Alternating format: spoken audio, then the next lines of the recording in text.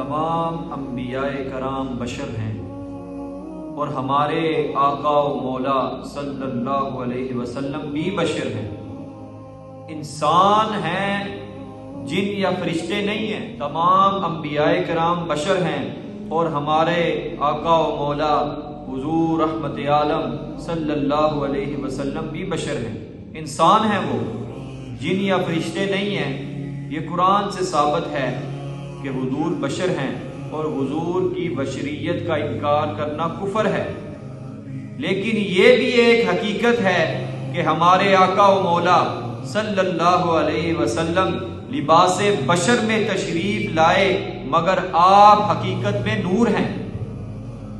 حضور لباس بشر میں تشریف لائے لیکن آپ حقیقت میں نور ہیں۔ عام طور پر لوگوں کو یہ مغالطہ ہوتا ہے کہ نورانیت اور بشریت دو متضاد چیزیں ہیں، یہ دونوں ایک جگہ جمع نہیں ہو سکتی، یعنی نور اور بشر ایک نہیں ہو سکتے، یعنی نور جو ہے وہ بشر نہیں ہو سکتا اور جو بشر ہے وہ نور نہیں ہو سکتا۔ یہ بہت بڑی غلط فہمی ہے، اس بات کا حقیقت کے ساتھ کوئی تعلق نہیں ہے کہ جو نور ہے وہ بشر نہیں ہو سکتا اور جو بشر ہے وہ نور نہیں ہو سکتا۔ یہ ایک بہت بڑی غلط فہمی ہے، اس کا حقیقت کے ساتھ کوئی تعلق نہیں۔ رب العزت نے ارشاد فرمایا ارسلنا الیہا روحنا فتمثل لہا بشرا سویا، پھر ہم نے ان کے پاس اپنی روح جبرائیل علیہ السلام کو بھیجا اور وہ ان کے سامنے ایک تندرست آدمی کے روپ میں ظاہر ہوئے۔ اسی طرح حضور رحمت عالم صلی اللہ علیہ وسلم کی بارگاہ میں حضرت جبرائیل علیہ السلام بشری شکل میں حاضر ہوتے تھے۔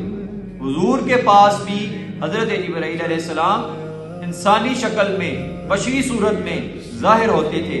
صحابہ اکرام رضی اللہ عنہم نے حضرت جبرائیل علیہ السلام کو بشری صورت میں دیکھا ہے، حالانکہ وہ نور ہیں، وہ فرشتے ہیں، وہ نور ہیں، لیکن صحابہ نے، تمام انبیاء نے، حضرت موسیٰ علیہ السلام نے، حضرت ابراہیم علیہ السلام نے، لوط علیہ السلام نے حضرت جبرائیل علیہ السلام کو بشری صورت میں دیکھا ہے، انسانی روپ میں دیکھا ہے۔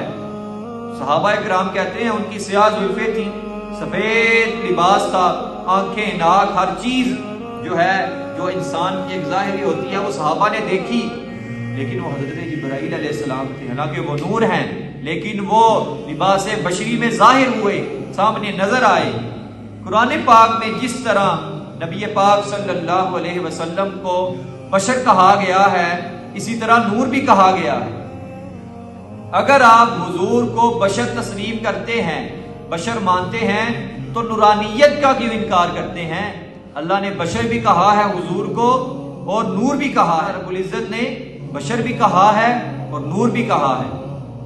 حضور بشر بھی ہیں، بشر بھی بے مثل و بے مثال ہیں، اور حضور نور بھی ہیں، نور بھی بے مثل و بے مثال ہیں۔ اللہ رب العزت نے ارشاد فرمایا قد جاءکم من اللہ نور و کتاب، بے شک اللہ تعالیٰ کی طرف سے تمہارے پاس نور آیا اور روشن کتاب آئی۔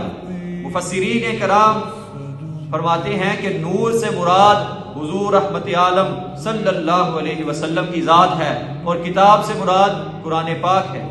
یہاں اس آیت میں نور سے مراد حضور علیہ الصلوۃ والسلام ہے اور کتاب سے مراد قرآن مجید ہے۔